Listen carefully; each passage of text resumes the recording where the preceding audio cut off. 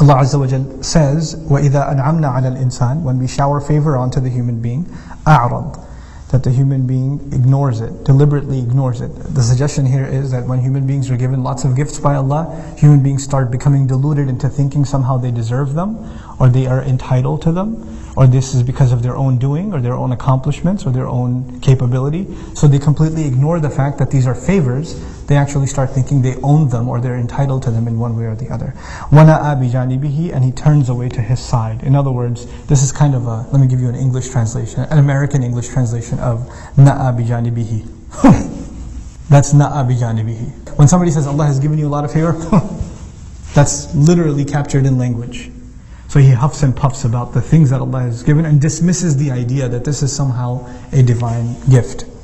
وَإِذَا مَسَّهُ الشَّرُّ, and when harm touches him, كَانَ يَئُوسًا, he becomes altogether depressed, full of sadness. Allah has done this to me. Why am I being put through this? What did I do to deserve this? When good happens, I deserved it. And it was my doing. But when bad happens, it wasn't my doing, it's Allah's doing. Allah did this to me. كَانَ يَئُوسًا, this twisted mind of his. What's really remarkable about this ayah is actually a lesson in adab, a lesson in etiquette, in how we not only think about Allah, but even how we talk about Allah. The way a person speaks is a manifestation of how they think. So when favor is mentioned, Allah says, وَإِذَا أَنْعَمْنَا عَلَى الْإِنسان. This is the past tense, أَنْعَمْنَا. Who's the doer? نحن, it's Allah. We shower him. But when it says, وَإِذَا مَسَّهُ الشَّرُّ, when favor is mentioned, then the doer, the subject of the verb, is Allah. When we shower him with favor. When harm hits him, Allah says, مَسَّ, huwa massa, and the outside doer, the fa'il, is asharru. In other words, Allah did not associate himself with harm. So Allah did not say, when we make harm touch him, or we afflict him with harm. He didn't do that. He didn't associate harm to himself. And this is actually teaching us something, a very deep concept in our religion, about harm and benefit in this world. At the end of the day, what's our belief? Everything is from Allah. When someone gets sick, it's from Allah. When someone gets better, it's from Allah. That's our belief. Nothing happens except for the will of Allah. But that doesn't mean that we get to talk about it like that. Even though that's the reality, there's supposed to be a certain level of respect. Why is that? And you have to, if it's truth, it's truth. You should just be able to say it. Why code it with formality? This is also an important lesson. Allah teaches us in a way that is suitable for all human beings. You see, a mature student, a mature believer, they know that when good happens, there's good in it. And when that bad happens, there's also good in it. And all of it is a test. This is a mature believer. But anyone short of being mature, anyone that's not that mature in their faith, then when bad happens and you say it's from Allah, how do they think of it? Literally as Allah did something bad and He means something bad by it. Like they cannot process anything more mature than that. Right? So Allah reveals language that for someone who's deeply going to reflect will also understand, but somebody who just looks at it on the surface level can still appreciate and not get the wrong conclusion. Harm touched him. Allah did not say when Allah harmed him. Allah didn't say it like that. Because for the immature, just listening to that, you just get messed up. And He's actually correcting the immature by saying, وَإِذَا مَسَّهُ الشَّرُّ كَانَ يَئُوسًا. When harm touches him, he becomes entirely depressed. He becomes overwhelmed. Ya'us, actually, fa'ul, this is from ya'is, is mubalagha, extremely depressed. You know, there are some people who are used to success.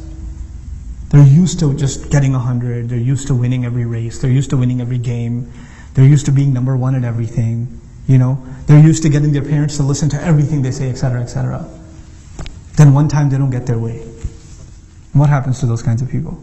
Those are the kinds of people in life that have a really hard time dealing with failure, or dealing with loss, or dealing with a challenge. People that take the hits all the time, like the fourth kid or fifth kid or something in a family, it's all good.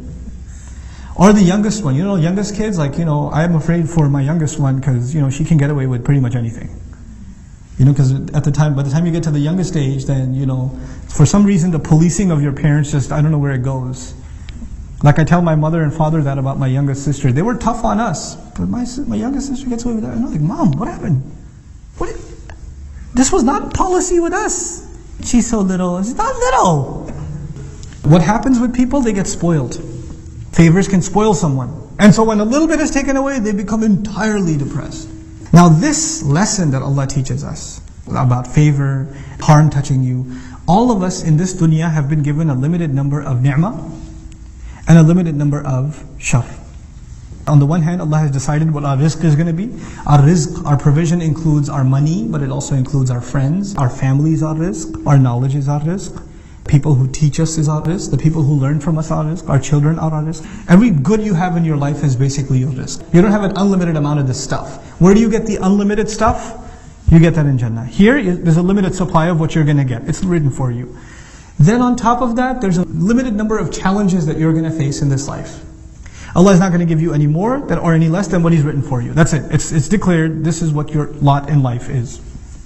Now if you internalize that your challenges and your opportunities are not the same as my challenges and my opportunities.